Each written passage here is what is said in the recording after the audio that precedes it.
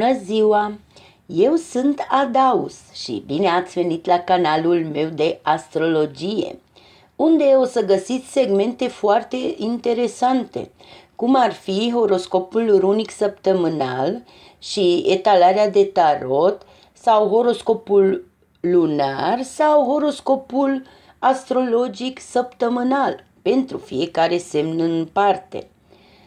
Și am să continui să vă dau ascendentul gratis celor care sunteți interesați să aflați care este semnul ascendentului, dacă îmi lăsați toate datele necesare, adică data de naștere, locul nașterii și ora de naștere. În cazul în care nu știți ora la care v-ați născut, eu nu vă pot ajuta. Și nici în cazul în care îmi dați intervale orare, deci ca să fie foarte clar că am nevoie de ora exactă a nașterii.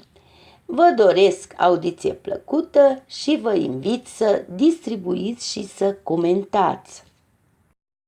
Bine v-am găsit!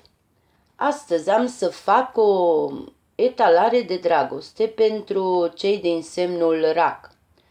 Prima dată am să trag 3 cărți pentru a vă spune care sunt sentimentele voastre față de această relație și 3 cărți ca să vedem care va fi următorul pas pe care îl veți face.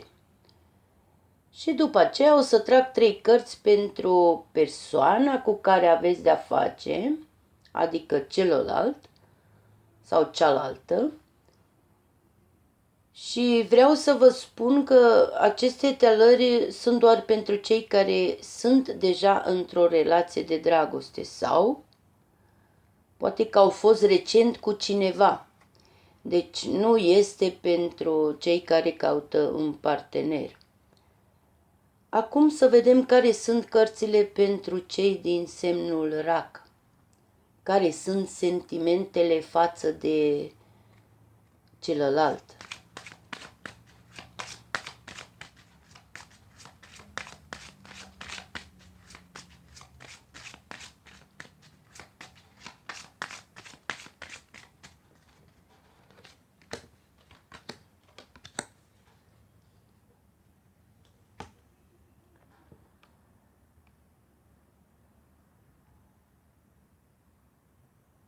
Tu ai fost dezamăgit de această relație.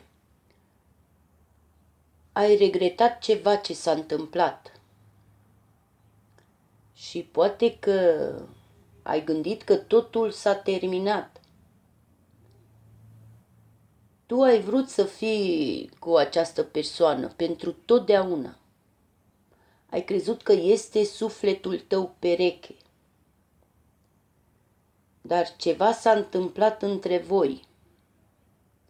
Și persoana aceasta cu care ai de-a face, poate să fie bărbat sau femeie, te-a dezamăgit foarte mult.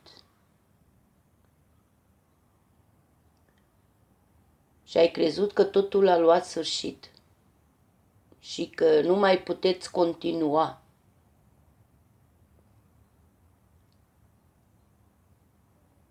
Dar acum cred că te-ai schimbat și vrei să îi mai dai o șansă. Poate v-ați împăcat deja, ori o să vă împăcați sau o să continuați unde ați rămas.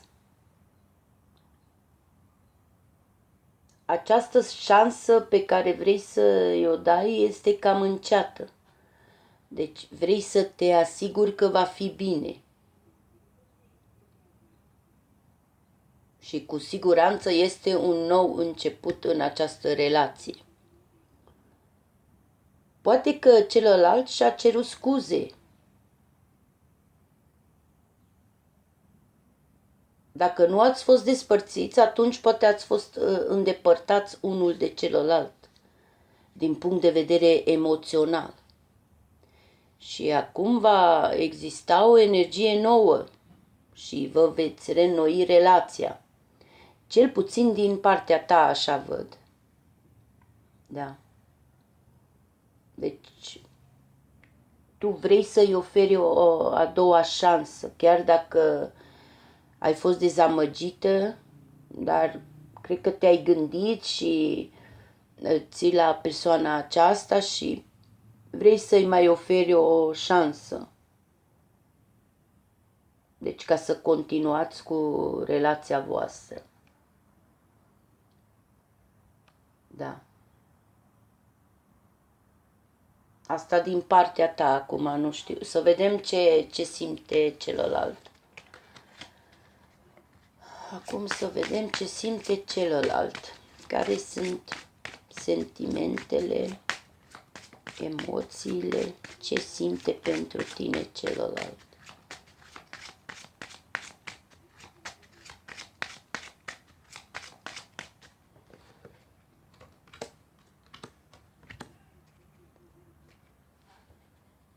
Ei, această persoană este un om rece.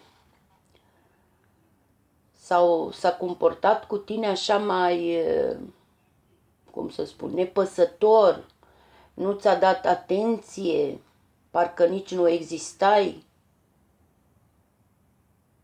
Eu văd o persoană egoistă, care nu își arată sentimentele, care se bazează pe ce îi spune capul și nu ceea ce îi spune inima.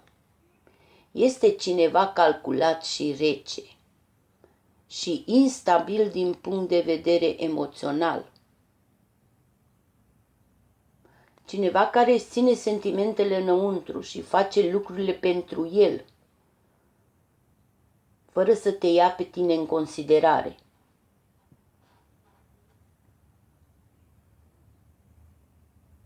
Dar acum a făcut o analiză în capul lui sau al ei și a gândit ce să facă. Deci a făcut o evaluare. Și eu cred că te-a ales pe tine. A decis că nu vrea să rămână singur. Eu cred că o să facă un pas spre tine. Va face sau va spune ceva și o să-ți dai seama că te-a ales pe tine și relația voastră. Da, deci așa văd. Pentru că el a stat singur sau noaptea și s-a gândit să facă, să nu facă, să rămâneți împreună sau mai vrea ceva cu tine. Deci a făcut o evaluare și a hotărât că decât să rămână singur, mai bine te alege. Deci așa putem interpreta. Da. Să vedem care va fi pasul tău, ce vei face tu în legătură cu această relație.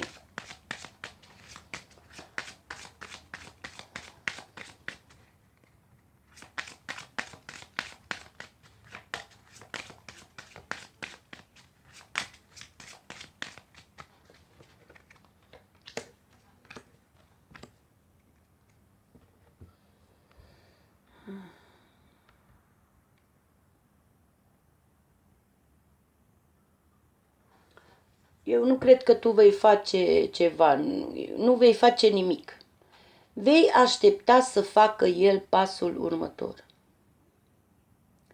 Pentru că poate crezi că ai făcut destul și că nu mai poți face nimic. Doar să aștepți. Deci, ai speranțe și vrei să fie totul bine între voi și să vă continuați relația, dar crezi că nu mai ai nimic de făcut, că ai făcut destul și acum doar aștepți să vezi ce face el și ce hotărăște el sau ea. Da, să vedem ce face persoana cealaltă.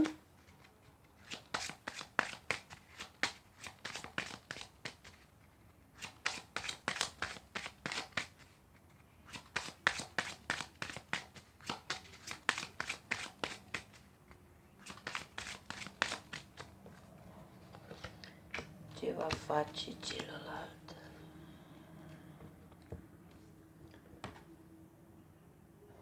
Cealaltă persoană va face un pas spre tine, da. Și cred că îți va cere ceva, îți va cere să aștepți. Nu știu ce, ceva, deci te pune în așteptare.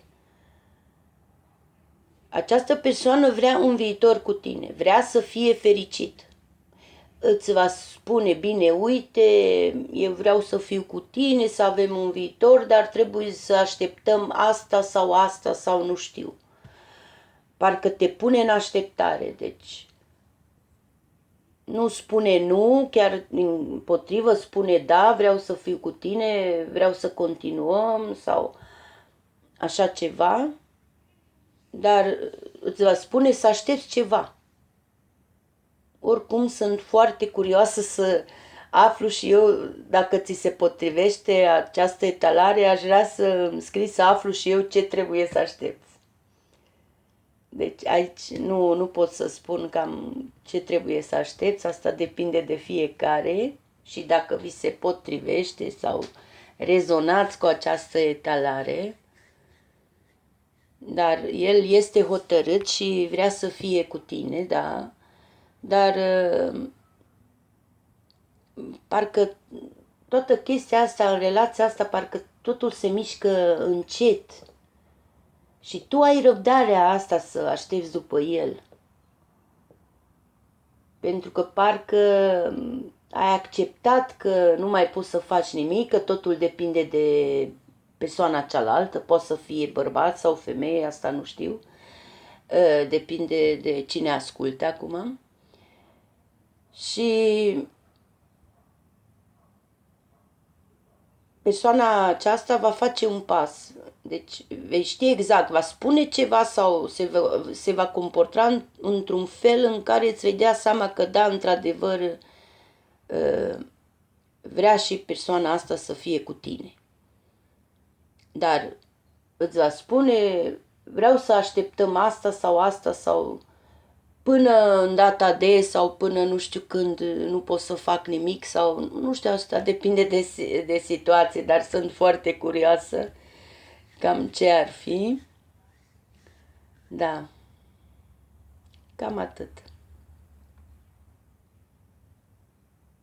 Deci această etalare a fost pentru cei din semnul Rac și vă doresc multă fericire și iubire. Și dacă v-a plăcut această etalare, vă rog să distribuiți. Ne auzim în curând. La revedere!